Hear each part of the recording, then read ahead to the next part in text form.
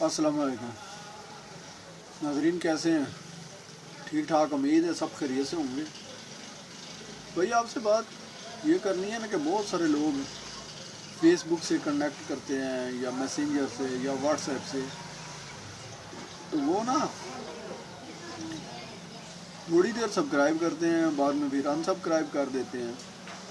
تو دیکھیں، ایک محاورہ ہے کہ honesty is the best policy, ایمانداری ایک بہترین حکمت عملی ہے۔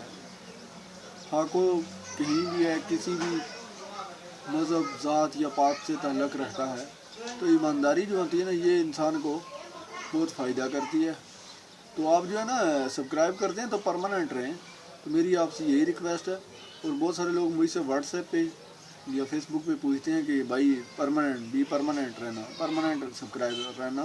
تو بھائی میں نے آج تک جس کو بھی سبسکرائب کیا ہے، وہ جو ہے نا، وہ میں نے کبھی پھر اس کو ان سبسکرائب نہیں کیا، خواہ وہ مجھے سبسکرائب کرے یا نہ کرے۔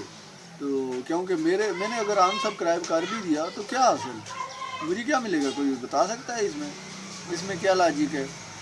مجھے کوئی اس میں کوئی کریڈٹ ملے گا؟ کسی قسم کا کوئی کریڈٹ ہے؟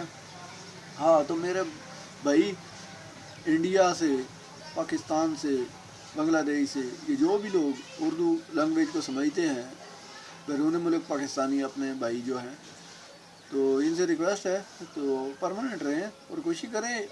جو ہے نا، ایک اور بھی بات آپ کو بتاؤں کہ فرمان ہے نا، خیر الناس من ینفع الناس، تم میں سے بہترین وہ ہے جو دوسروں السلام علیکم۔ جو ہے نا، تم میں سے بہترین وہ ہے جو دوسروں کے جو ہے نا دوسروں کو نفع پہنچائے۔ تو آپ جو ہے نا نفع بچانے والی بات کیا کریں، یہ نہ کریں۔